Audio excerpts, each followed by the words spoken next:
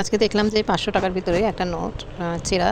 তো আমি এই নোটগুলা কিভাবে রিপেয়ার করি আমি আজকে আপনাদের সাথে সেটি শেয়ার করব ভাবলাম যে যেহেতু আমি মাঝে, মাঝে এই ছেঁড়া টাকা দেখলে আমি রিপেয়ার করি। আর এটার যখন প্লাস্টিকের যে টেপগুলো আছে ওটাতে করলে দেখা যায়। কিন্তু এই যে দেখাচ্ছি এই টেপটা হচ্ছে সার্জিক্যাল টেপ। এটা দিয়ে যদি আপনার টাকাটা রিপেয়ার করেন তাহলে কিন্তু একদমই বোঝা যায় না।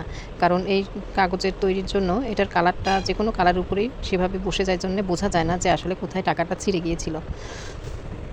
এভাবে কেটে পাতলা এবং চিকন করে কেটে নিতে হবে। তারপরে আস্তে করে টাকার উপরে বসিয়ে দিয়ে এটাকে চাপ দিয়ে ভালো করে নখ দিয়ে বসিয়ে দিলেই কিন্তু খুব সুন্দরভাবে এই টাকাটা ছেঁড়া টাকা কিন্তু সুন্দরভাবে রিপেয়ার হয়ে যায়। আমি যখনই দেখা যায় যে যেকোনো টাকাই আমি দেখলে আমি আগে রিপেয়ার করে দেই। কারণ মনে হয় যে এই টাকাটা আমার থেকে তো আরেকজনের কাছে যাবে, তখন হয়তো হাতে, হাতে আরও ছিঁড়ে যাবে। এজন্য আমি এই ছেঁড়া টাকা দেখলেই আমি সেভাবে রিপেয়ার করে রেখে দেই। তো দেখুন একদমই বোঝা যাচ্ছে না, ভালো করে একটু চাপ দিয়ে দিলে, কারণ একটু এটা আস্তে, আস্তে হাতের নোংরাই কিন্তু এটা সেই কালার ধারণ করবে।